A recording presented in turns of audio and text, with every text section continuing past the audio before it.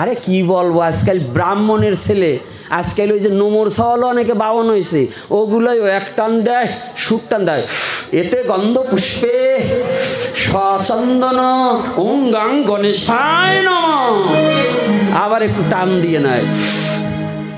ওই বাউনতে পুজো করানোর চাইয়ে ছাগল, ওই যে কালকে যাবার সময় দেখলাম রাত্রে ছাগলে ডাকতেছে, ওই ছাগল সামনে বাইন্দে থুয়ে ওর তিনটে ডাক দিলে শান্তি পাওয়া যায়, কিন্তু ওই বিড়িখোর বাউনতে পুজো করলে কোনো শান্তি পাওয়া যায় না। করুন একেবারে ঝটফট, ওদিকে দিয়ে দেওয়া হোক ওই পিছনে। এই মায়েরা বাবাদের মালা দেবে না, মায়েরা মায়েদের মালা প্রদান করবেন। আগে শুনুন, আজকে একটু কটা কথা বলে যাব, বলবো কি? বাবারেদের অনুমতি আছে বলবো? এই যত্রতত্র কোলাকুলি দেবেন না। এই এক চাপা হরিবাসরে গিয়ে খালি কোলাকুলি, এই বান্দর বুড়ো হলেও কিন্তু লাভ বলে না। এই কিছু কিছু লোক আছে দেখবেন পদাবলীর দল ঠিক করলে কয় বুড়ো হয়ে গেছে, দাঁত পড়িয়ে গেছে, কয় মাইয়ে দল আমার ঘরে দিবি। তো ওই হারামজাদার সাথে যদি প্রেমালিঙ্গন দেন, আপনার প্রেম হবে না, আলিঙ্গন হবে না, আরও নষ্ট হয়ে যাবে ভজন। এই কথা বলবে না ব্যস্ত করে, ওই বাবাদেরকে বাবা দিয়ে দাও, বাবারা দেও, ওই মালা বাবাজিদের কাছে দাও, বাবারা দিয়ে দাও, মায়েরা মায়েদের মধ্যে 2-4টা দিয়ে দাও। ব্রজে কি নিয়ম জানো? মাতাজিরা কখনো বাবাজিদের তিলক পর্যন্ত পরিধান করাতে পারবে না,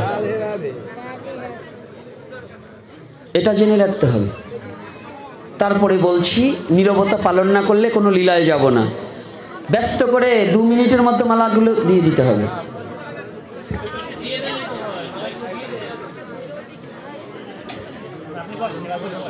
মায়েরা এবার বসে তো, মা বসে পড়ো, সামনে থেকে এখন বসে পড়ো। ওই মালা দুটো ওদিকে সাধুদের দিয়ে দাও, লাড়িটা বাবারে দিয়ে দিও, লাড়িটা বাবারে দাও।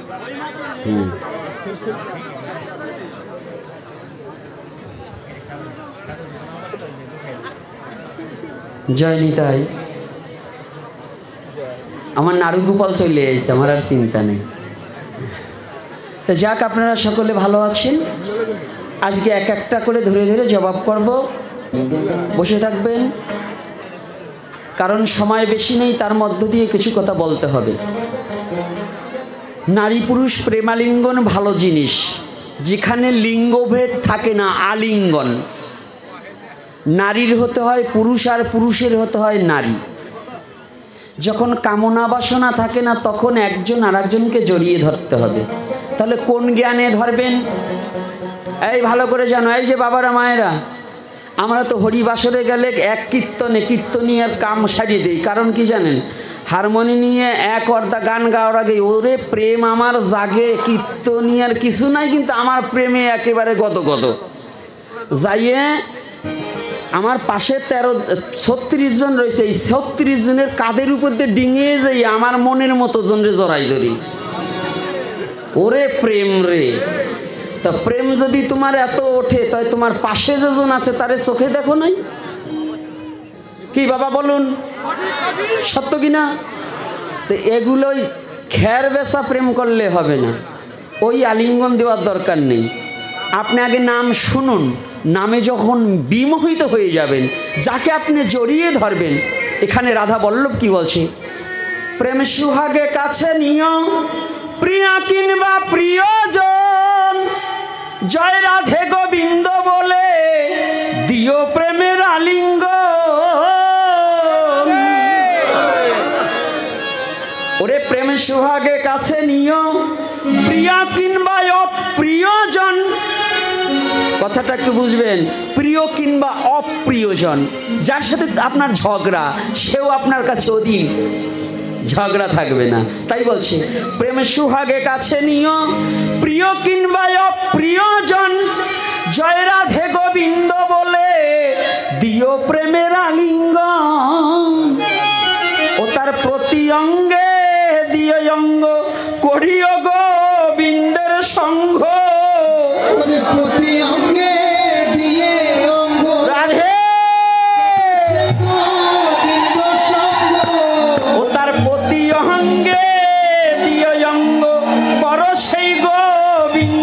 সঙ্গ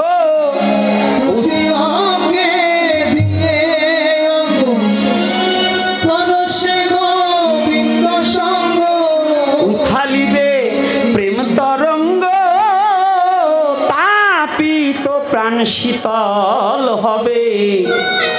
জানো না রে ও ভ্রান্ত মন, কিসে কৃষ্ণ ভজন হবে। জানো না রে ও ভ্রান্ত মন। কথাটা বোঝা যাচ্ছে? তাহলে কি বলছে? জয় রাধে গোবিন্দ বলে দিও প্রেমের আলিঙ্গ, তার প্রতি অঙ্গে মিলা অঙ্গ করো সেই গোবিন্দের সঙ্গ। আপনি যদি কাউকে সাধারণ মনুষ্য জ্ঞানে নারী পুরুষ প্রেমালিঙ্গনে, তাহাতে আপনার নরকে বাস হইবে।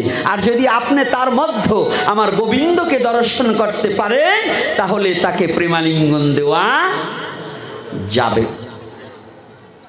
এজন্য আজকে এক মা বলছে আমি প্রণাম করতে না বলছি, কয় হ্যাঁ প্রণাম করে বাধা দেন কে। আর সবচেয়ে কি জানেন, মায়েরা একটা কথা বলে, মায়েদের একটা সমস্যা আছে, কোথায় কোন কথা বলতে হবে তা বোঝে না, কারণ এইখানের হাটটা নাই তো, আটকায় না কিছু, একে বুড়বুড় বুড়বুড় করতেই তালে থাকে। এই বুড়বুড় বন্ধ করতে হবে। যে সংসারের নারী পুরুষের চেয়েও বেশি বোঝে, পণ্ডিত বেশি, ওই সংসারে সুখ হয় না। একটু কম বুঝতে হয়, জ্ঞানী থাকে চুপ। আর নারী হচ্ছে লক্ষ্মী স্বরূপিণী। নারী হচ্ছে কি স্বরূপিণী? লক্ষ্মী স্বরূপিণী। লক্ষ্মী তো অলক্ষ্মীর মতো চলাফেরা করা বৈধ নয়। তাই আমি চরণ ধরে করি মানা, এমন সময় এমন কোনো প্রশ্ন করবেন না যাতে আমিও তো আপনাদের মতো একটা নারীর গর্ভে জন্মগ্রহণ করেছি, আপনাকে একটা কটু কথা মানে আমার মাকেও কটু কথা বলা হয়ে যায়।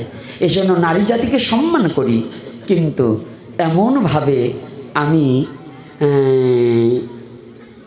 মানে বলতে চাই যে আপনারা যার যার নিজের ওয়েটটাকে নিজে ধরে রাখার চেষ্টা করবে। রাধে রাধে। গেল প্রভু আজকে বলা ভালো। বাবা মাঝে মাঝে কি হয় রে বাবা, আমারই কপাল খারাপ নাকি জানি না, যাই হোক ওই মাঝে মাঝে ধরার অভ্যাস তো, তাই ধরছি। নারদের জন্ম বৃত্তান্ত আজকে ভালো করে শুনুন। নারদের বাবা হচ্ছে ব্রহ্মা। নারদের বাবার নাম কি? আপনারা জিজ্ঞাসা করেছেন বাবার নাম, কিন্তু আমার পেঁচে ফেলতে পারতেন, নারদের মার নাম কি? এমন জায়গায় মারছেন ধাক্কা, গোলামে পইরাছে টিক্কা। অর্থাৎ জিজ্ঞাসা করছেন নারদের বাবার নাম কি। তো ব্রহ্মা নারদের পিতা হলেন কি করে? একদিন ব্রহ্মা কাম্যবন সৃজন করলেন। কাম্যবন সৃজন করে স্বর্গরাজ্য থেকে বিভিন্ন পুষ্প পারিজাতের বৃক্ষরোপণ করলেন। এমন পুষ্প দিয়ে নির্মাণ করেছে, যিনি সৃষ্টিকর্তা ব্রহ্মা, তার বাগানটা কেমন হতে পারে? এটা দুদিকে বুঝায়। আজকে দেখুন আমাদের এই বাগানে, আজকের যে বাগানটায় বিভিন্ন রকম ফুল ফুটেছে না কি বাবা, ফুটেছে কি না? এখানে সুগন্ধের ফুলও ফুটেছে, দুর্গন্ধের ফুলও ফুটেছে। সুগন্ধ কারা? যারা হরিকথা শ্রবণ করে নিজের মানব জীবনকে ধন্য করবার লালসে ছুটে এসেছে, এটা হচ্ছে সুগন্ধযুক্ত পুষ্প। আর দুর্গন্ধ কোনটা? যারা এসেছে বটে কিন্তু হরিকথার দোষ ধরবে, হরিভক্তকে নিন্দা করবে, ভগবানের নিন্দা চর্চা করে, এরা হচ্ছে দুর্গন্ধযুক্ত পুষ্প। এরা যে পুষ্প না তা বলবো না, কিন্তু এদের গন্ধটা কি? দুর্গন্ধ। তো আজকে ব্রহ্মা যখন কাম্যবন সৃজন করেছে, কিন্তু ওই মাঝে মাঝে স্বর্গের অশ্বরারা এসে ওই পুষ্প দেখে আর লোভ সামলাতে পারে না, ওই পুষ্পর ডাল ভাঙে ওই পুষ্প চয়ন করে নিয়ে যায়। তো নিয়ে যাচ্ছে না, হঠাৎ করে ব্রহ্মার ভালো লাগছে না। বলুন তো, আমি এত সুন্দর করে এই যে দেখলাম বাড়ির উপরে কি সুন্দর ফুল গাছ লাগিয়েছে, যদি কেউ হাঁটতে চলতে রাতে যদি ফুল চুরি করে নিয়ে যায়, এই সরস্বতী পুজোর দিন পাহারা দিয়ে রাখতে হবে, তাই না? পাহারা দিতে হয় না? চুরি করে ফুল নিয়ে সরস্বতী পুজো, ওরে বিদ্যারে গলায় বাইন্ধে দেবে সরস্বতী। এই যে হিন্দুদের যে কি কুসংস্কার রে, এই আপনার ছেলেরে জোর সরস্বতী দিয়ে পুজো করালেন। হিন্দু জাতি এখনো যে কি বোকা রয়েছে রে। আচ্ছা বলেন তো, মুসলমানের ছেলেরা তো আর দুর্গা পুজো করে না, তাই ওরাই জজ ব্যারিস্টার হয় কি করে? আর আপনার ছেলে ঘোড়ার ঘাস কাটে, খেতে খাটে মিস্ত্রি কাজ করে কে? সরস্বতী পুজো তো কম করেন নাই, তাই আপনার ছেলে লেখাপড়া করে না কেন? এটা উত্তর দিতে পারবে? এই বলেন না কেন? এই হিন্দু জাতি সাপের পুজো করে, মনসা পুজো করে, তাই হিন্দুদের বুঝি সাপে কাটে না, তাই না? কাটে কি না? তাই পুজো করছেন কি করতেই জানেন? ওই অমুকের ঘরে মনসা আসে, অমুকের ঘরে কালী আসে, ওরে বাবা রে বাবা, শ্বশুর শাশুড়ির খামা তাদের দেয় না, স্বামীরে কয় পাঠা, ওই মহিলার ঘরে আসে কালী, ওরে বাবা চোখ বড় করে, ওরে চুলের বাড়ি আছে না কি? এইরকম মেয়ে ছেলে আছে না? কালী আসি গেছে, ওডিরে কিলেবেন জম্বের কিলেনো, ওর কালীগিরিয়ে ছুটেই দেবেন। যদি কোনো ওই রকম মেয়ে ছেলে স্বামীরে যারা বকাবকি করে, শ্বশুর শাশুড়ির খাবার দেয় না, ওর ঘরে দেবতা আসলে আর একজন পাশের যদি কয় যে আমি কালী, আর একজন কবে ওরে শালির বিটি, শালি কৈলাস রয়েছে খালি আমারে থিয়ে তুই আসনি কেন? আমি শিব, মারবেন কয় কিল, দেখবেন কালী শিব হয়ে বইয়ে গেছে। কি বুড়ো কর্তা রাগ হচ্ছেন নাকি বাবা? কথা কি সত্য না মিথ্যা? তাই এখন দেখুন, তো এই পুষ্প পারিজাত যখন চয়ন করে নিয়ে যাচ্ছে, তো ব্রহ্মার খুব কষ্ট হচ্ছে। কষ্ট হওয়ারই তো কথা। আমি একটা কিন্তু একটু গোপন রাখলাম, বলবানে পরে। অর্থাৎ সরস্বতী পুজো করলেই ছেলে যদি, সনাতন ধর্ম হচ্ছে কর্মের ধর্ম। ওই সনাতন ধর্ম খালি চালকলা ছিটানের ধর্ম না, সনাতন ধর্ম হচ্ছে কর্মের ধর্ম। পড়িলে পাশ, একজন গেছে এক গুরুদেবের কাজ, তো গুরুদেবের কাছে গেছে, কান্নাকাটি করে গুরুদেবের পা ধরছে, বাবা আমার ছেলে যেন পরীক্ষায় পাশ করতে পারে, একটা তাবিজ ভরিয়ে দেন। গুরুদেব সে আনা কম না, কয় মা তাবিজ ছাড়া তোরে আমি জাতিও দেব না, তাই কিছু দে। তো যা ছিল কায়দা মতো দিয়ে দিল। গুরুদেব ঘরে যেয়ে কাগজ একখান সুন্দর করে লেখছে, কয় সংস্কৃত ভাষা লিখতে হবে তো, আমার ঘরে ছাড়া তোরা এ বুঝবি না, আমার ঘরে আলাদা লিখতে হবে। গেছে যাইয়ে লিখেছে, পড়িলে পাস না পড়িলে ফেল।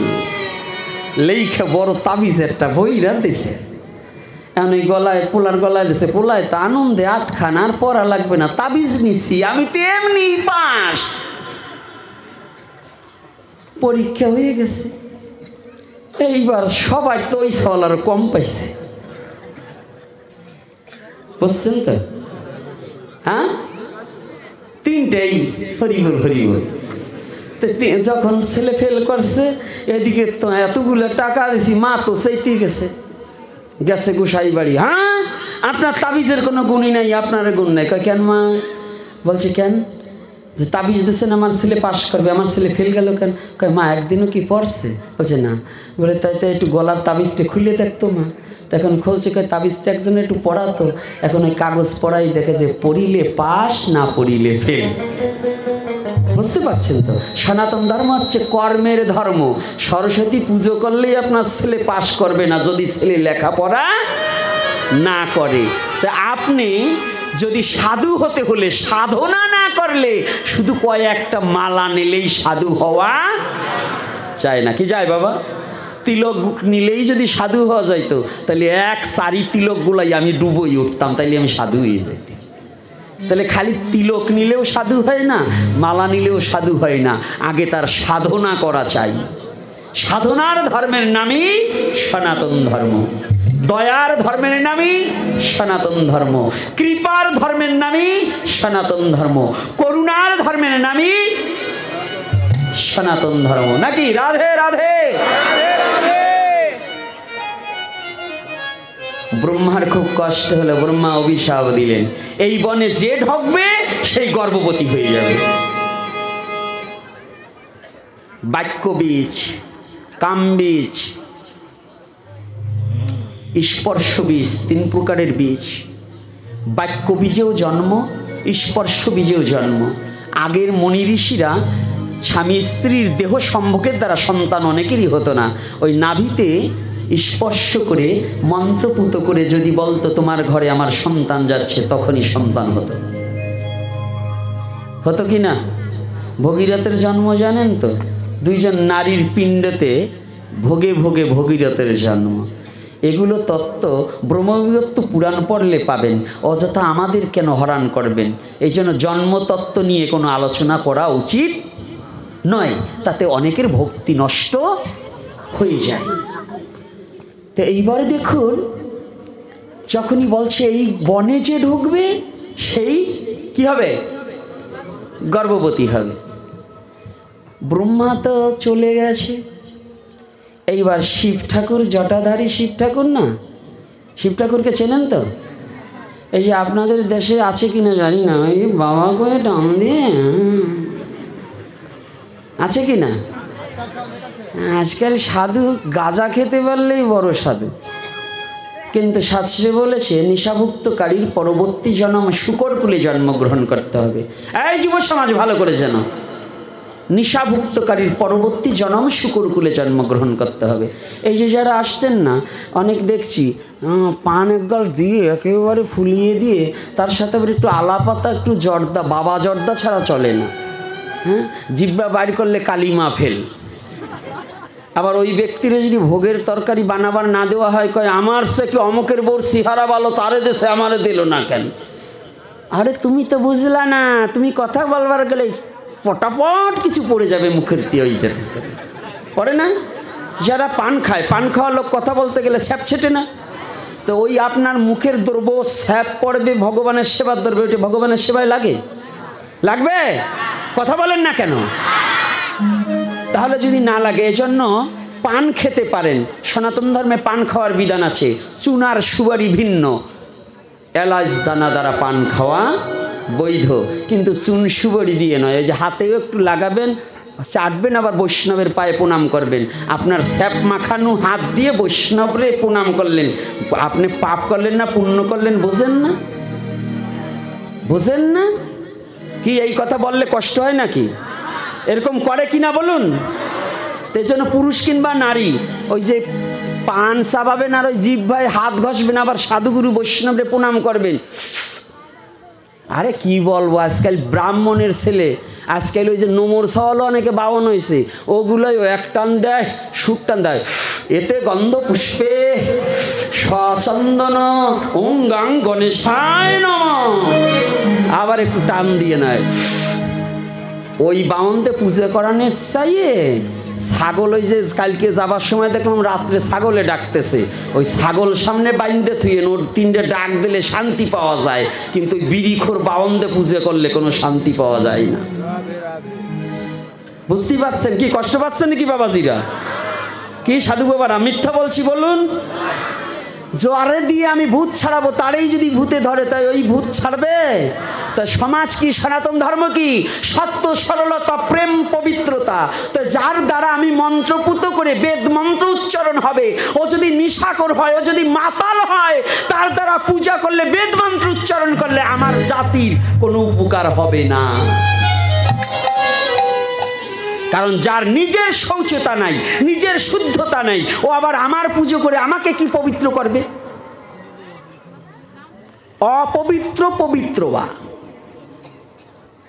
আমি অপবিত্র পবিত্র হবার নিমিত্তেই তো তোমার কাছে গেছি। তাই আমি যার কাছে গেছি সেটা আমারতে যদি অপবিত্র হয়, তো ওর কাছে আমি কি জানবো? এজন্য চরণ ধরে করি মানা, যে যা করবেন একটু হিসাব করে করে নিজের চরিত্রটাকে একটু পরিবর্তন করার চেষ্টা করুন। এইবার যখন ব্রহ্মা বর দিয়ে চলে গেছে, ওই বনে যে যাবে সে গর্ভবতী হবে। শিব ঠাকুর একেবারে হাসতে হাসতে নাচতে নাচতে ওই পুষ্প দর্শন করিতে, মনোরম পরিবেশ দর্শন করিবার নিমিত্তে ওই বনে করেছে গমন। যখনই করেছে গমন, এইবার দেবতার বর তো কখনো নিষ্ফল হয় না, শিবের পেটে টুসে উঁচু হয়ে গেছে। আপনি বোঝেন তো, পেটের আবার গতি আছে। যদি এমনি চর্বিতে পেট বড় হয়, আগের দিনে কিন্তু পেট বড় হইলেই গুসাই হইতো, তাই না? কি পেট যার যত বড় সেটা গুসাই বড় না? কিন্তু বৃন্দাবনে তা না। বৃন্দাবনে সাধন করতে করতে তারা একেবারে কাঠ হয়ে গেছে, শুকিয়ে গেছে। আজ অবধি তাদের হাড় দেখা যায়। আর আমাদের বাঙালি সাধুদের যার যত তেলাকুচির মতো ওই ষাঁড় গরুর মতো পেট মোটা, ওইটি বড় গোসাই। কি কষ্ট পাচ্ছেন নাকি সাধুরা? না বলুন আমরা মিথ্যা বলছি? চলুন ব্রজে একটা সাধু, আপনি এই যে কুম্ভুর মেলায় কি সাধুদের কি বেশি বড় পেট? যারা বড় বড় সাধু তারা কি শুকিয়ে গেছে। ওই যে আবার পণ্ডিত বলতেছে আমি তাইলে ওই দলে আছি, মানে আমি শুকনো আছি। যাক বাবা, তোমরা ওই দলেই থাকো। তো এইবার যখন শিব ঠাকুর একটু পেট মোটা হয়েছে, এখন নিজের দিক তাকাই দেখে একটু সাইজে বেসাইজ লাগে, সাইজে বেসাইজ লাগে। তো বেসাইজ লাগে ব্যাপার কি, হঠাৎ করে দেখতে পাই পেটের ভিতরে একটু লড়াচড়াও দিচ্ছে। ও মা, বাচ্চা সন্তান সম্ভব হইলে পেটে একটু লড়াচড়া দেয় না? লাথি মারে। আরে ওই পেটের ভিতরে তো লাথি মারে, বাড়িয়ে নেওয়ার পরেও আজকাল ছেলে পেলে মা বাবারে লাথি মারে, ওই লাথি বলেনি। সবচেয়ে তুমি সুন্দর একটা কথা বলছো বাবা, যে লাথি মারে। হ্যাঁ, আজকাল আমার সমাজের প্রতি দুঃখ যন্ত্রণা। আজকে গিয়েছিলাম হাঁটতে, আমি একা, আমার কয়েকটা ছেলেকে, এই গ্রামের কয়েকটা ছেলেকে নিয়ে হাঁটতে বেরিয়েছি। দেখলাম একটা মা হয়তো তার স্বামীর শ্মশানের মাটি এনে একটা বেদি তৈরি করছে। তাকিয়ে দেখলাম ঘরখানা, সন্মুখে চৈত্র মাস বৈশাখ মাস আসতেছে, যদি কোনো মতে একটু হাওয়া আসে কিংবা একটু ঝড় বৃষ্টি আসে, ওই মাটার ওই ঘরের মধ্যে থাকতে খুব কষ্ট হয়ে যাবে। দুটো পুত্র, একটা পুত্র একটু অভাবে, আর একজন ঢাকাতে স্ত্রী নিয়ে ঢাকাতে পাড়ি জমিয়েছে, আর মাটাকে রেখে গেছে বাড়িতে। আমি বোধহয় ভেবেছি ওই মায়ের বুঝি কোনো সন্তান নেই। আমি জিজ্ঞাসা করেছি এই ঘরটা কার? বলছে এই মা থাকে। মাটাকে জিজ্ঞাসা করেছি, মা তোমার সন্তান নেই? মা বলছে বাবা আমার দুটো ছেলে আছে। তাহলে এই ঘরটা কি একটু ঠিক করে? বলছে অর্থের অভাব তো। আমি তাহলে তার স্ত্রী? বলছে তারা ঢাকা থাকে। একটিবার কি বুঝতে পেরেছেন যে মা 10 মাস 10 দিন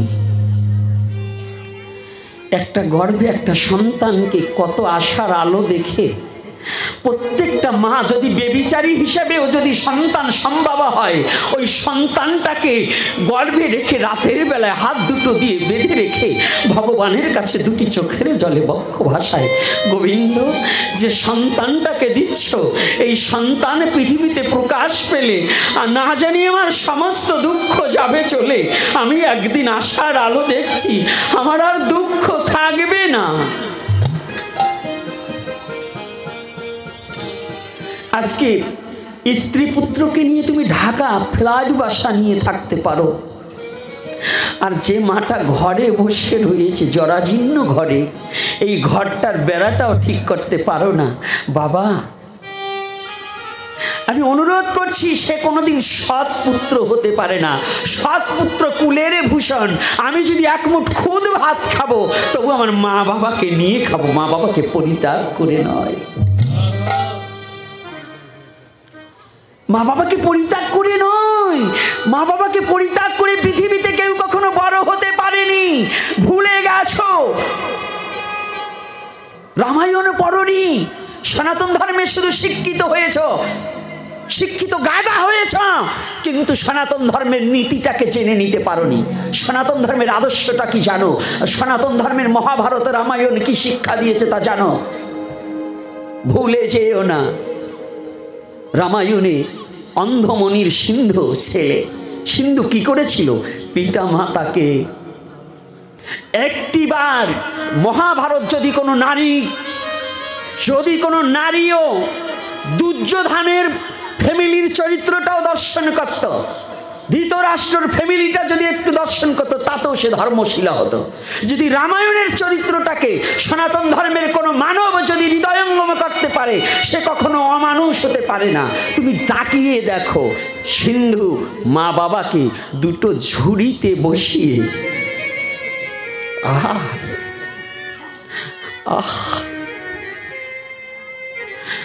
জানো বাবা, বাস্তব জীবনের একটা কথা বলি, আমার জীবনের কথা আজকে আমার হারিয়ে গেছে, আমি আর পাচ্ছি না। আমি যার গর্ভে জন্মগ্রহণ করেছি তাকে নিয়ে তীর্থ ভ্রমণের জন্য একবার গেলাম। আপনারা জানেন জগন্নাথ মন্দিরে তেল ঢেলে দেয় পিছল, অনেক লোক ছাড়া মন্দির ছাড়ে না। তবে আমি শুনেছিলাম গুরুদেবের কাছে, পুরীর জগন্নাথকে যদি ভক্তি ভরে একবার কারো নয়নে দর্শন হয়, যদি ভক্তি ভরে কেউ দর্শন করতে পারে তার আর পুনর্জন্ম হয় না। এই লালসে পুরীতে গেলাম, দীর্ঘ 1.5 ঘন্টা দাঁড়িয়ে রয়েছি, জগন্নাথদেবের করুণা হচ্ছে না, দেখা পাচ্ছি। তো মা তো বৃদ্ধ মানুষ,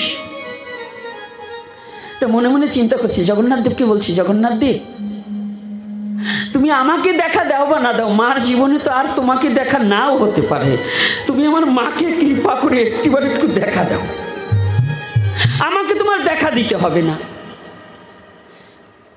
সম্মুখে অনেক মানুষ, তাই ভাবলাম মাকে যদি একটু উঁচু করতে পারি, যদি উঁচু করেও মা একবার দেখে তাহলে আমার জীবন সার্থক। ওই অত ভিড়ের মধ্যে আমি নিচে হয়ে মাকে একটু কাঁধে নিয়েছি। যখন মাকে কাঁধে নিয়েছি, মা উঠে দেখেছে, আমি বলছি, মা জগন্নাথ দেবকে দেখেছো মা? দেখি আমার মার 2 চোখ বেয়ে জল পড়ছে। ওই মায়ের চোখের জল আমার গায়ে পড়েছে, খালি গায়ে বুঝতে পেরেছি মা কাঁদছে। মা ওখান থেকে হাত জোর করে জগন্নাথ দেবকে প্রণাম করেছে। মাকে যখন নামিয়েছি আমাকে হাউমাউ করে জড়িয়ে ধরে বলছে, বাবা আজকে তুই না হলে আমি জগন্নাথ দেবকে দর্শন করতে পারতাম না। 5 মিনিটও যায়নি, মাকে আমি দণ্ডবোধ করেছি, 5 মিনিটের মধ্য থেকে আমার সম্মুখের সব লোক সরে গেছে। মাকে জড়িয়ে ধরে দৌড় মেরেছি, একেবারে জগন্নাথ দেবের চরণ প্রান্তে পৌঁছে গিয়েছি। জগন্নাথকে মা দর্শন করেছে, আমার নয়নে দর্শন, জগন্নাথকে জড়িয়ে ধরেছি, এই সৌভাগ্য হয়েছে। সেদিন হয়তো জানি, ওদিন যদি আমার মা না থাকতো হয়তো আমার জীবনে জগন্নাথকে কোনোদিন দর্শন হতো না। আমার মায়ের আশীর্বাদে হয়তো সেদিন আমার জগন্নাথ দেবকে দর্শন হয়েছে। এটা আমার দৃঢ় বিশ্বাস, আমার দৃঢ় বিশ্বাস, আমার মায়ের আশীর্বাদে আমার জগন্নাথ দেবকে আমার দর্শন হয়েছে। তো সেই মা বাবা যাদের আশীর্বাদে ভজনের দেশে যেতে হয়, সেই মা বাবাকে যে সন্তান কষ্ট দেয় সে তো মানুষের মতো নয়। অন্ধমনির সিন্ধু ছেলে মা বাবাকে কাঁধে করে ঘুরে বেরিয়েছে, আমি পারিনি। আর যদি হয়তো মা বাবার ঋণ তো শোধ করা যায় না। এই জগতে মাতৃপিতৃ ঋণ জগতের মাঝে কোনো সন্তান শোধ করিতে পারে না। দুমুঠো খাবার দিলেই মায়ের ঋণ শোধ করা যায় না। আজকে যারা স্ত্রীকে ভালোবেসে বুকে জড়িয়ে ধরে শুয়ে আছো, মা এই শীতের মধ্যে যন্ত্রণা পাচ্ছে, খোঁজ নিচ্ছ না, জানো এমন একদিন ছিল তুমি প্রস্রাব করে বিছানাটা ভিজিয়ে দিয়েছিলে, মা ওই ভিজা জায়গায় শুয়েছিল, তোমাকে বুকের উপর রেখেছিল। ওরা নিষ্ঠুর, সেই মাকে আজ কাঁদাচ্ছ। তোমার এই জন্মে আর কোনোদিন তুমি ঈশ্বরের কৃপা পাবে না। ওরে গেলে ধান পরিজন আবার পাবি রে, গেলে ধান পরিজন আবার পাবি, ওরে গেলে ধান পরিজন আবার তোরা আবার পাবি রে।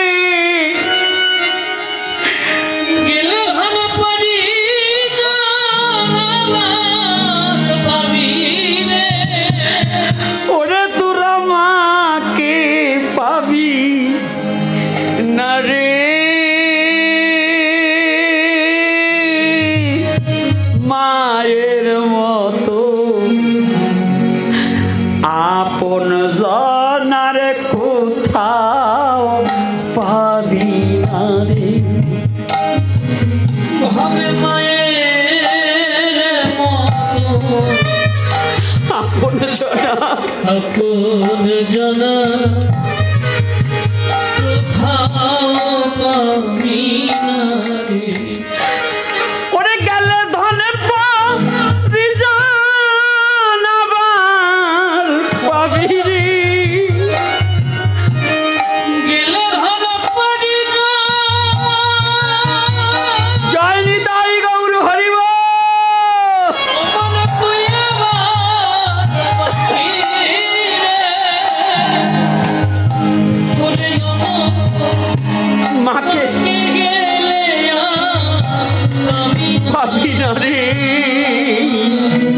মায়ের মতো মায়ের মতো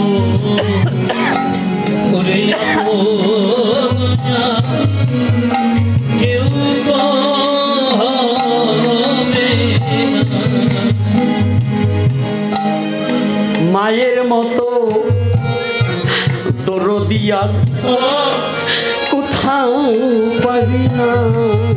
আর মায়ের মতো করে ধরো দিয়া কোথাও পাবি না। আর সন্তান যদি না খেয়ে থাকে ওরে ভিক্ষা করে মা।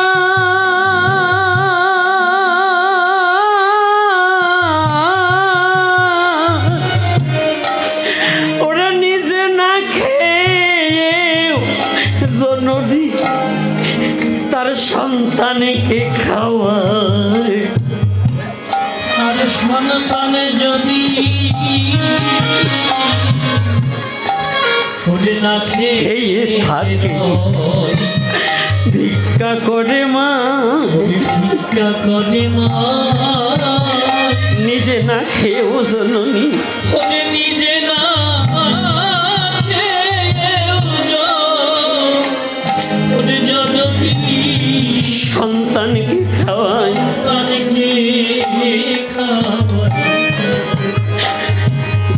আজকে যে কমিটির যুবক বাবারা কথাগুলো ভালো করে শোনো। ভাগবত দিচ্ছ ভালো কথা, কিন্তু একটু কথাটা শোনো। ও সন্তান যদি না খেয়ে থাকে নগরে ভিক্ষা করে মা। নিজে না খেয়ে জননী সন্তানকে খাওয়ায়। মনা জিয়া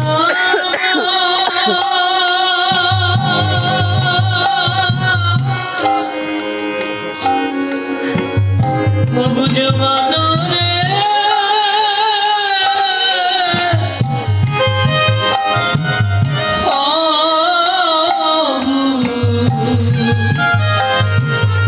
মনো রে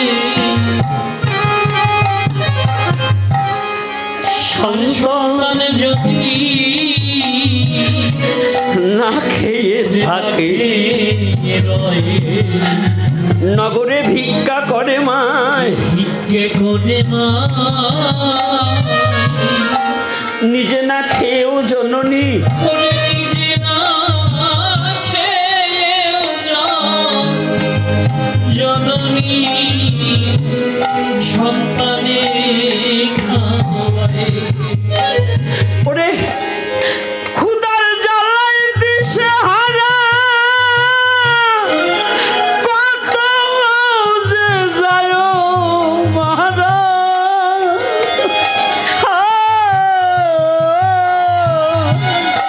ওরে ক্ষুধার জ্বালায় ওরে দিশাহারা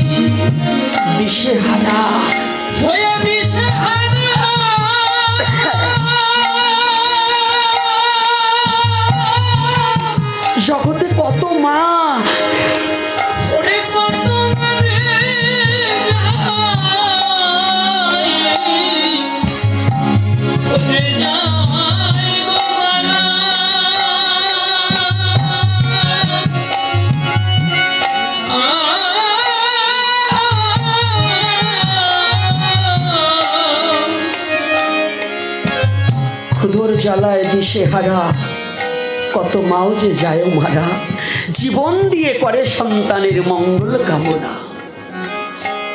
আমার গর্ভধারিণী মা মৃত্যুর 2 মিনিট আগেও আমার মাথায় হাত দিয়ে বলে, বাবা তুমি ভালো থেকো। আজকে তো আর মাথায় হাত দেওয়ার কেউকে পাই না। তো যাদের মা বাবা আছে, ধর্ম কাকে বলে গো? মহাভারত পড়লে ধর্ম, ভাগবত পড়লে ধর্ম। যদি তোমার বুড়া, যদি তোমার স্থূলের ঘর ঠিক না হয়, যদি তুমি তোমার নিজের মা বাবাকে ভালো না বাসতে পারো, তাহলে তুমি ঈশ্বরকে ভালোবাসবে কি করে গো?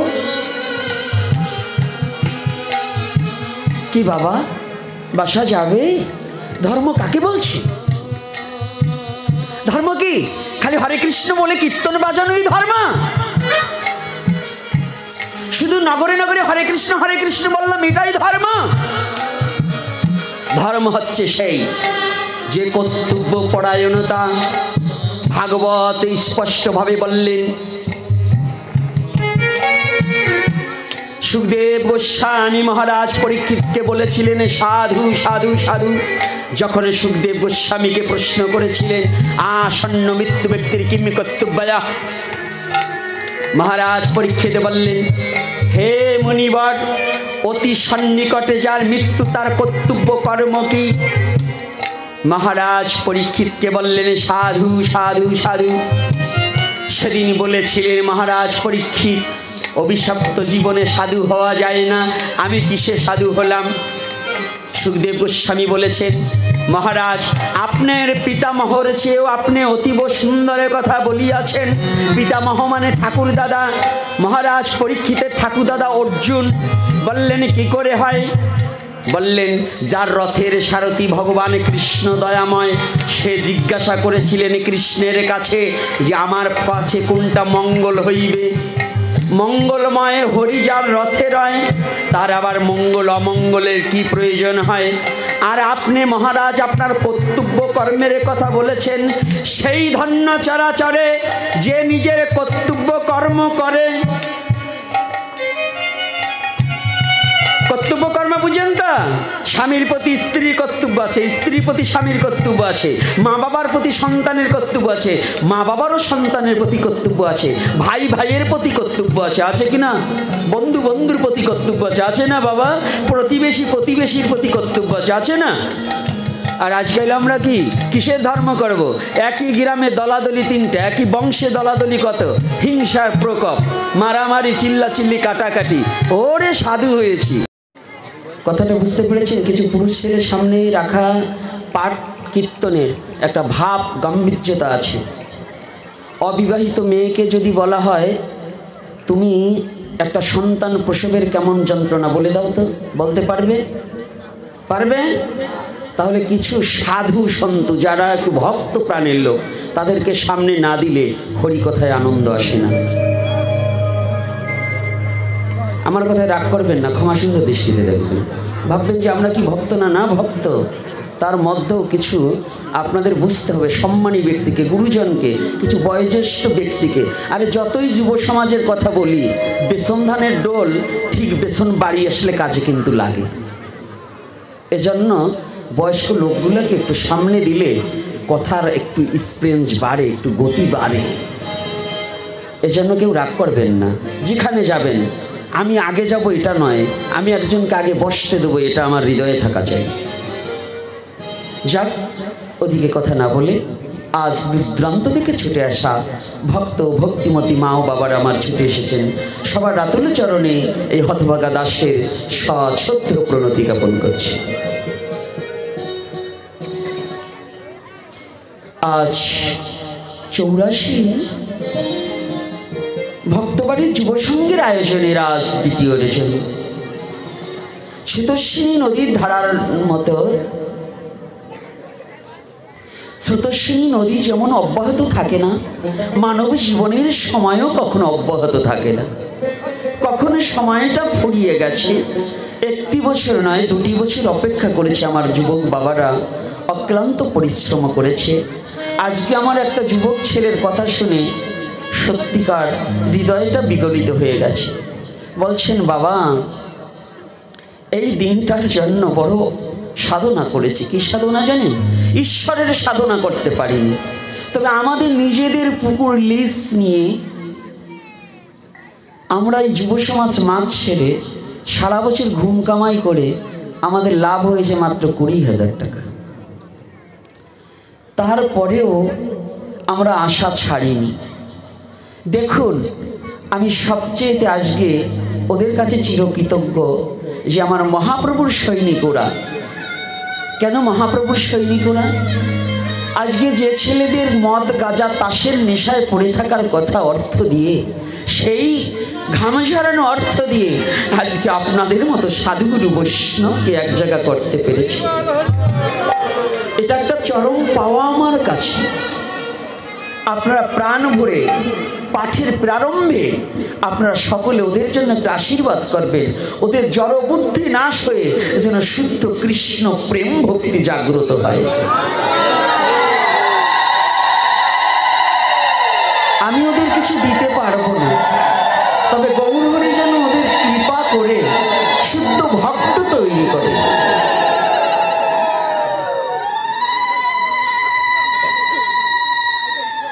তা আজকে আপনারা ছুটে এসেছেন হরিকথার লালসে। এত কষ্ট করে আমার যুবক বাবাদের আপনাদের বসবার জায়গা দেওয়ার মতো জায়গাটা স্পেসটা কম, তথাপিও নিজে বসে অপরকে বসতে দিন। অনেকে দেখছি ফাঁকা ফাঁকা বসেছেন গল্প করবার জন্য, একটু চেপে চেপে বসে পিছনের বাবারা মায়েরা দাঁড়িয়ে আছে, ওদের একটু বসবার জায়গা করে দিন। আপনি 4 আঙুল সরে আসলে পিছনে 50 জন লোক বসতে পারবে। কি কথা শুনতে কষ্ট হয়?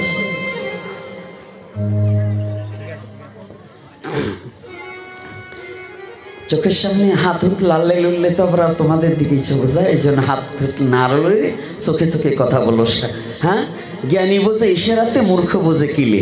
রাধে রাধে। কিছু মূর্খ আছে কিলালেও বোঝে না। তা যাক, আজকে আমরা এসেছি হরিকথা আস্বাদনের জন্য।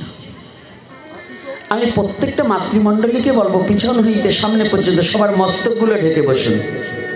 মাথায় যাদের কাপড় নেই একটু দেওয়া অভ্যাস করুন, প্রত্যেককে, না হলে হরিকথা বলবো কম। যাক, একদিন মহামুনি নারদ জিজ্ঞাসা করেছিলেন। আজকে প্রারম্ভেই একটু আমার কথা কিন্তু একটু তীক্ষ্ণ। আমি তো মূর্খ মানুষ, মূর্খ আবার ওই এত সুপরিমার্জিত ভাষায় কথা বলতে পারে না। তথাপিও সময় সংকীর্ণতা, এর মধ্য দিয়ে অনেক প্রশ্ন আছে। যারা আমাকে এনেছে যে যুব সমাজ, তাদেরও অনেক কথা আমার কাছে জিজ্ঞাসা আছে। তার মধ্যে আসার আগেই দেখি একজন একখানা কুড়ালের কোপ দিয়ে বসে আছে। কুড়ালের কোপ দিয়েছে, নারদের বাবার নাম কি, সুগ্রীবের বাবার নাম কি, অমুকের বাবার নাম কি, তমুকের বাবার নাম কি। যেই করেছেন, আপনার নিজের বাবার নামটা কি জানেন কি না একটু ঠিক করে জানবেন, কারণ এটা একটা আমাদের প্রয়োজন। অমুকের বাবার নাম কি জানতে চাওয়া, এটা আমাদের সনাতন ধর্মের একটা বেধি। 3 প্রকারের জন্ম, অসুরের জন্ম আলাদা, দেবতাদের জন্ম আলাদা, আর মানবের জন্ম আলাদা। তো মানব হয়ে দেবতার জন্মের কথা চিন্তা করা আপনার ভুল। কি আমার কথা কি রাগ করছেন নাকি? যারা জিজ্ঞাসা করছেন যে অমুকের বাবার নাম কি, আমরা কি আমার নিজের বাবার নামটা ঠিক মতো জানি? এই জানেন কে বলেছে? মা বলেছে। মায়ের কথা মতো আমরা একজনকে বাবা বলেছি নাকি? মা যদি অপরের দ্বারা জন্ম দিয়ে যদি আমাকে ওনাকে বাবা বলায়, সেটাকেই তো মেনে নিয়েছি। মেনে নিয়েছি কি না? তাহলে এজন্য আমাদের একজন দার্শনিক লালন সাইজি বলছে, নিগুম বিচারে সত্য তাই গেল জানা, মায়েরে ভজিলে পাবি বাবার ঠিকানা। মায়েরে ভজিলে পাবি কার ঠিকানা? তাই আমরা সনাতন ধর্ম অনুসারী, আমাদের জননীকে, শাস্ত্র আমাদের জননী স্বরূপা। শাস্ত্র আমাদের কি? জননী স্বরূপা। যেই প্রশ্ন করেছেন এটা কবিগানের আসন নয়, এটা জানতে হবে ভাগবতী আসন। ভক্তি মার্গের কথার মধ্যেই থাকা আমাদের একান্ত বাঞ্ছনীয়। তার মধ্যে কেন বলি জানেন? আমি মাঝে মাঝে বাস্তববাদী কথা বলি একটাই কারণ, সমাজ আমাদের আজও অধপতনের দিকে চলে যাচ্ছে। এই সমাজকে সুশৃঙ্খল করতে হলে ওই নারদের জন্মের কথা বলে কিন্তু আমাদের সমাজ সুশৃঙ্খল হবে না। হবে? আপনি যদি বলেন ভীষ্মর জন্ম কিভাবে, ওই অমুকের জন্ম কিভাবে, জানেন সনাতন ধর্মের মধ্যে জন্মতত্ত্ব বিচারিতে গেলে পরে শিবের বাবার নাম কি যদি জিজ্ঞাসা করেন আমি কি বলবো? পণ্ডিত মশাইরা কি বলবো? আজকাল তো পণ্ডিতের অভাব নাই, কি বলবো বলেন?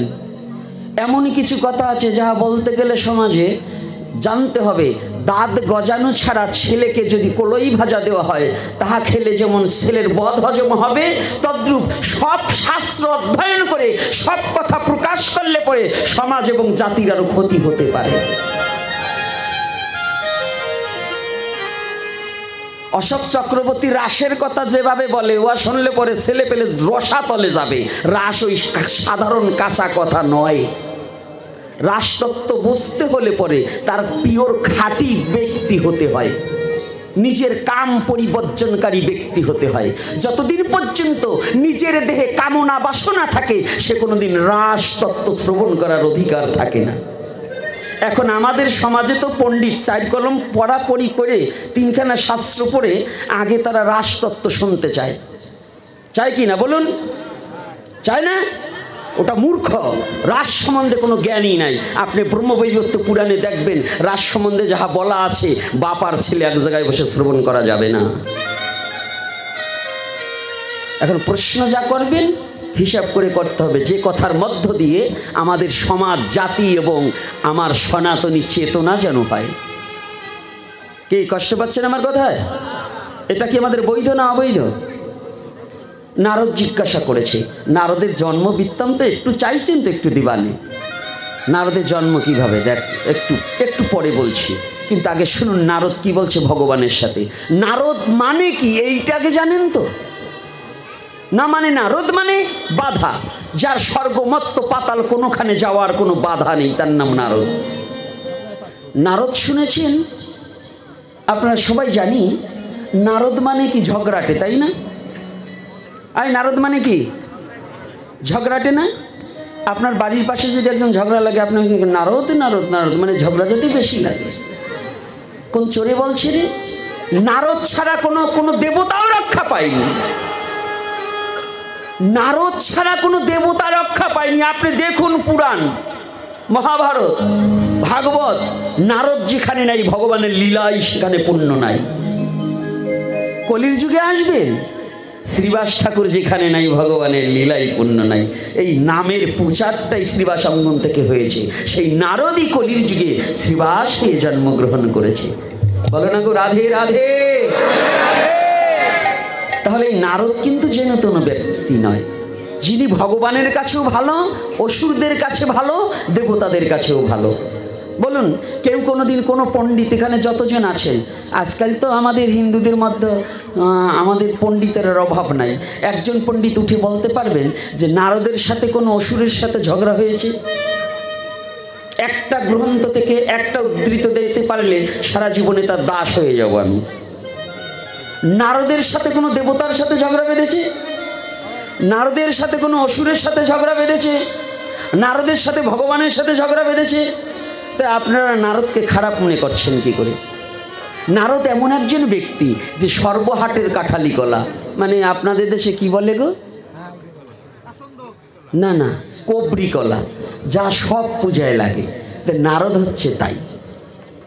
এই নারদ ভগবানের সাথেও সন্ধি আছে, অসুরের সাথেও সন্ধি আছে। আপনি জানেন নারদ যদি না হতো কংস ধ্বংস হতো না, নারদ যদি না হতো সমুদ্র মন্থন হতো না, নারদ যদি না হতো কতবার দেবতাদের স্বর্গচ্যুত দেবকুল থেকে পিটিয়ে অসুররা দাবড়িয়ে নামিয়ে দিয়েছে। দেখবেন গ্রন্থ খুলে, এইটার সমাধান একমাত্র নারদ দিয়েছে।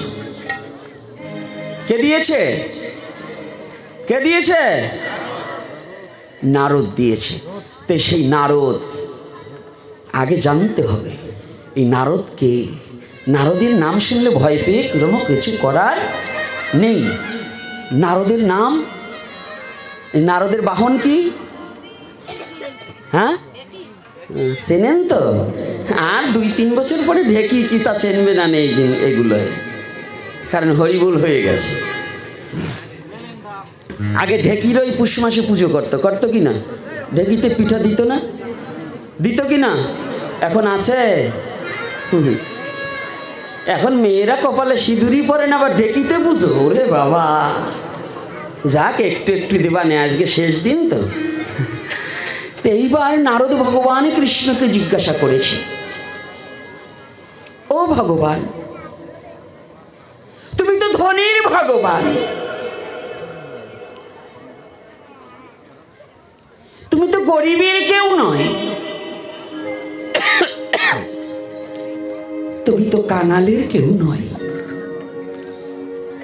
বলছে, নারদ তুমি এমন কথা বলছো কেন বাবা? বলছে, আমি এ কারণে বলছি, তোমার পুজো করতে ষোড়শ প্রচারে কত কিছু লাগে, লাগে না? দেখবেন কোনো ব্রাহ্মণ, কোনো বৈষ্ণব বৈযোগী ডাকলে পরে যদি ব্রাহ্মণে পুজো করতে আসে, আপনাদের দেশের ব্রাহ্মণরা অথচ ভালো, আমাদের দেশে করে 2-4 জন। আপনাদের দেশের ব্রাহ্মণেরা খুব ভালো, কারণ সাজা বাউন তো আজকাল নমর পোলা পৈতি এটা সুতো এটা নিয়ে বাউন হয়ে দুর্গা পূজা করা দিচ্ছে, কালী পুজো করা দিচ্ছে, মানে মাল পায় তো 15,000 20,000 পায়। আবার এদিকে দাঁড়াইয়ে প্রস্রাব করে, পৈতি কোন জায়গায় রাখতে হবে তাই জানেই না। বুঝলেন না? ব্যবসাটা ধর্ম দিয়ে শুরু ভালোই করছে। উপনয়ন কবে হয়েছে তা গ্রামের কেউ জানে না, কিন্তু আবার এই কয়দিন পরে হঠাৎ বাউন চেনেন তো? মানে কবে মাথা মরছে, কবে যে উপনয়ন হয়েছে তার কোনো খবর নাই। হঠাৎ করে পৈতি এটা ঝুলেই দিয়ে এসে কয়, এই আমি দুর্গা পুজো জানি। কি আছে কি না? আরে কথা বলেন কেন ভয় পান না কি? তো এগুলো হলো ব্যবসায়, নিজের সংস্কার। পৈতে নিলেই দুর্গা পুজো করা যায় না, ব্রাহ্মণ হওয়া যায় না। ব্রাহ্মণ আলাদা বিষয়বস্তু, পৈতে নিলে কোনোদিন ব্রাহ্মণ হওয়া যায় না।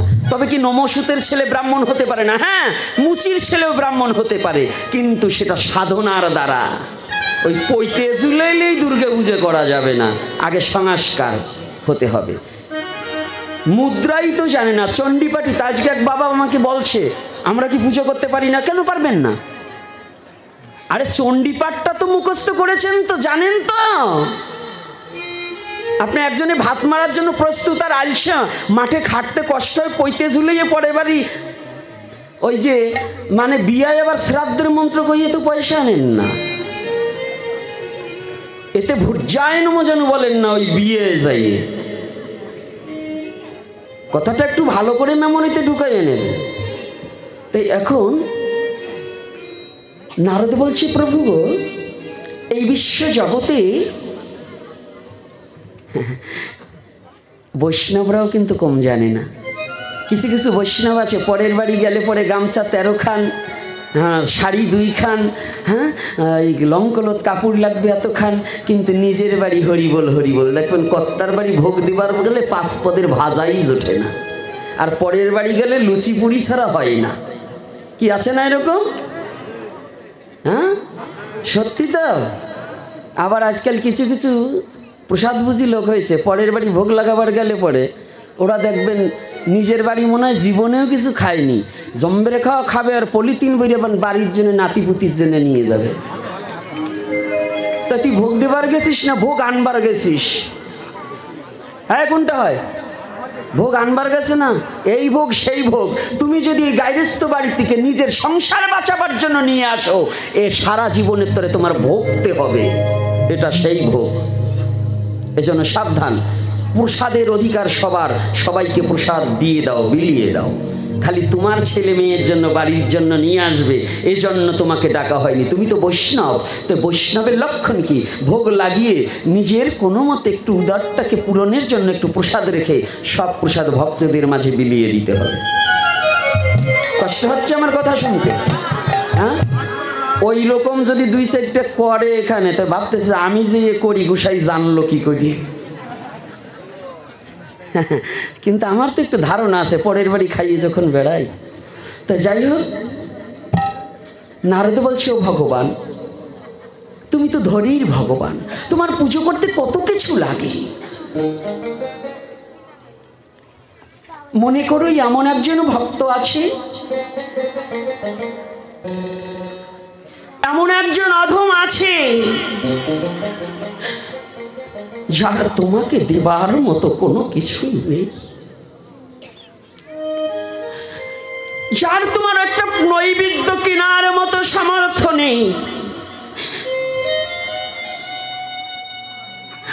যার তোমাকে একটা স্বর্ণের থালা দেওয়ার মতো পরিবেশ নেই, সে কি কোনোদিন তোমার পুজো করতে পারবে না বান্ধব?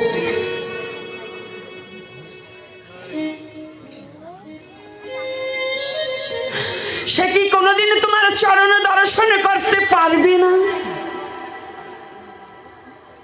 ভক্তবৎসল ভগবান করুণার নিধি, প্রেম বারধি, নারদকে বলছে, নারদ, ও নারদ, এই বিশ্ব ব্রহ্মাণ্ডে যার কিছু নেই সেও আমাকে পাবে, যার জগতে কিছু নেই সেও আমাকে পাবে। তবে কেমন করে জানিস? নারদ রে, যদি জগতে যার কিছু নেই,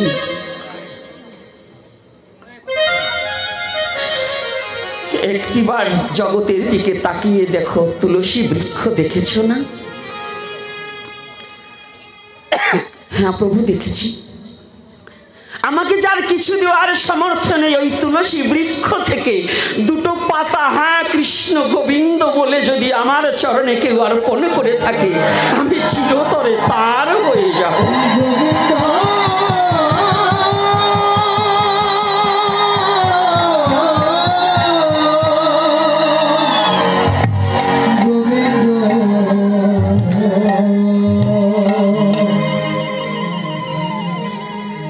নারদ মনে মনে চিন্তা করেছে, গোবিন্দকে তুমি কত বড় দয়াল, কত বড় দয়াময়, আজ আমার জানিতে ইচ্ছা হয়।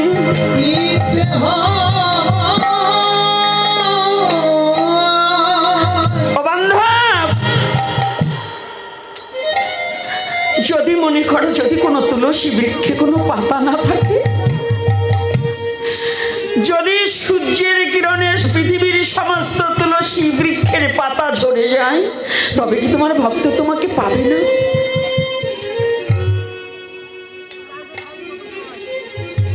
নারদ, যদি সমস্ত তুলসী বৃক্ষের পাতা ঝরে যায়, গঙ্গা যমুনা জল দেখেছ না? যদি কোনো শুদ্ধ ভক্ত ওই গঙ্গা কিংবা যমুনা থেকে এক গুণ্ড জল এনে হ্যাঁ কৃষ্ণ গোবিন্দ বলে যদি আমার চরণে কেউ নিক্ষেপ করে দেয়, ও নারদ, আমি গোবিন্দ চিরতরে সেই ভক্তের কাছে বাধা হয়ে যাই।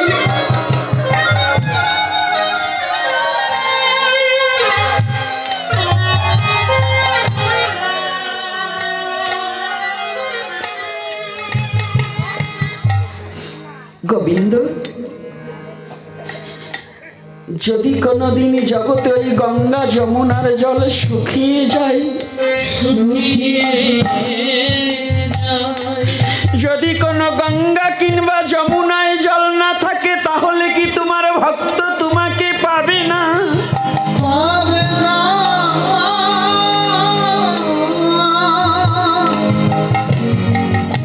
যদি সমস্ত গঙ্গা যমুনার জল শুকিয়ে যায়, আমার প্রাণনাথ গোবিন্দ কৃষ্ণ বলছে, নারদ, আমি যা জানি তুমি তা জানো না, আমি যা বুঝি তুমি তা বোঝো না। ওরে আমার ভক্তকে পাবার নিমিত্তে আমি কি করেছি জানো?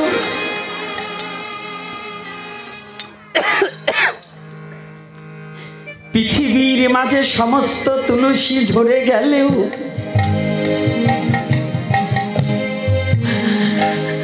মনে রূপী একটা তুলসী জগৎ জীবকে দিয়েছি।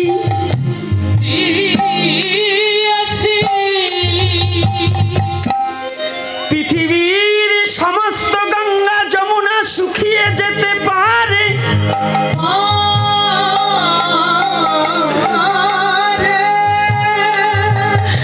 আমি প্রতিটা শুদ্ধ ভক্তকে গঙ্গা যমুনা দুটি নয়ন দিয়ে দিয়েছি।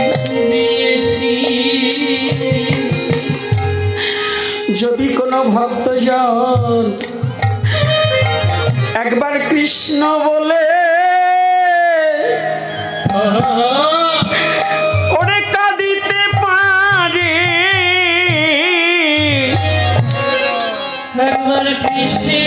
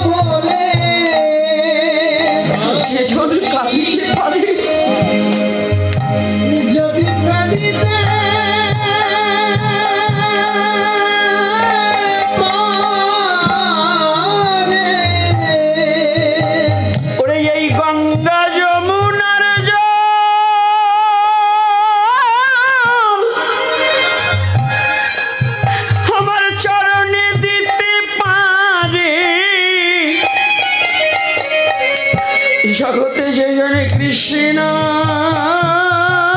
বলে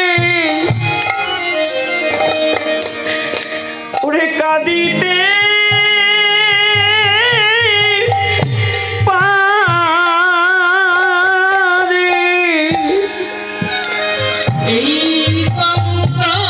এই নয়ন গঙ্গার জল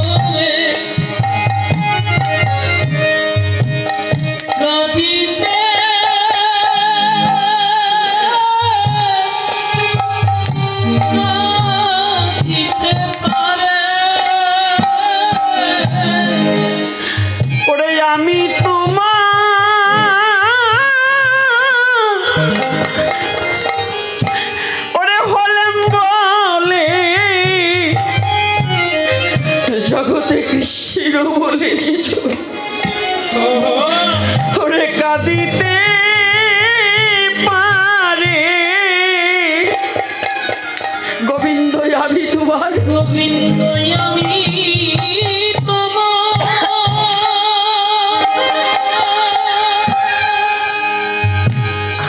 হলেন বলে আমি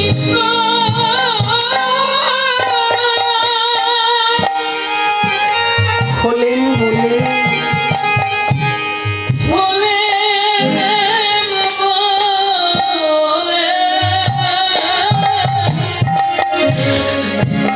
যেজনে কৃষ্ণ বলি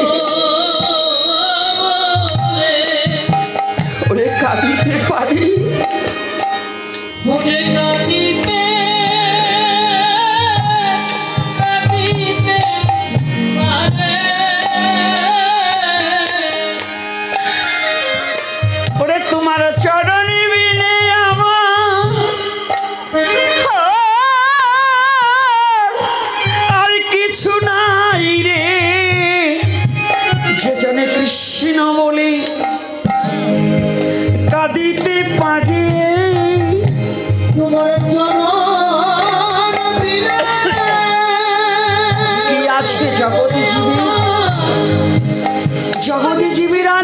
আছে গোবিন্দ চরণে বিনে আর কোনো বান্ধব নেই। আমার কেবা আছে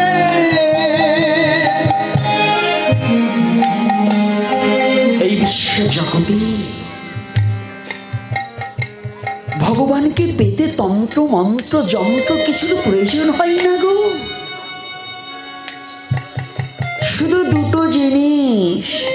আমার প্রথম গুরু শ্রী শ্রী গোপালচাঁদ গোস্বামী, দ্বিতীয়বার যাকে গুরুরূপে বরণ করেছি বৃন্দাবন কেশিঘাট 178 শ্রী শ্রী মুরারি মোহন দাস বাবা, তিনার গুরুদেব এবং বাবাও বলতেন যে ভগবানকে পাওয়ার মাত্র দুটো পথ, একটা হচ্ছে আকুলতা আর একটা হচ্ছে বেকুলতা।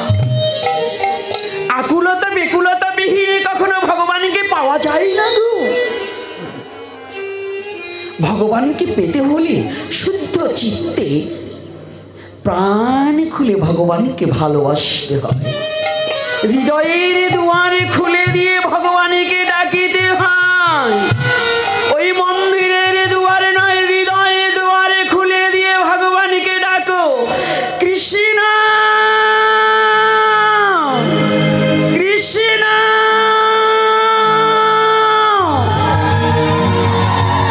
কৃষ্ণ।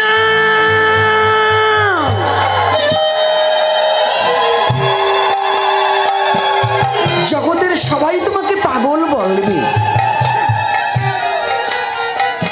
জগতের সবাই তোমাকে তুচ্ছ ভাবে, কিচ্ছু আসে যায় না।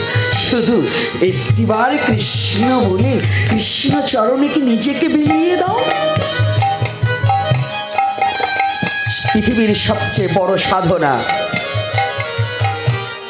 নিজেকে ভগবানের চরণে বিলিয়ে দেওয়া, আত্মসমর্পণ করা। এজন্য শাস্ত্রকার বলছে, যদি কোনো ভক্ত করে কৃষ্ণে আত্মসমর্পণ, কৃষ্ণ তারে করে আত্মসম।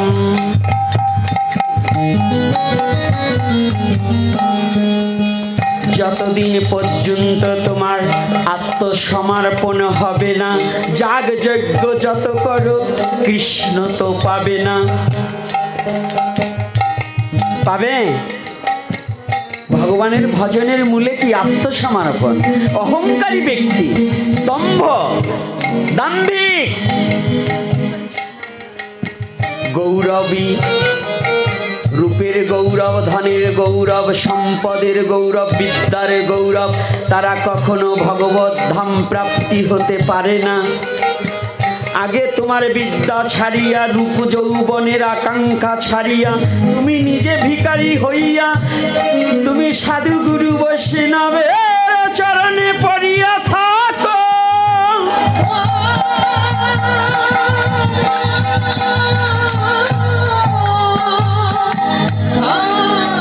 যদি ভক্তের কৃপা হয়,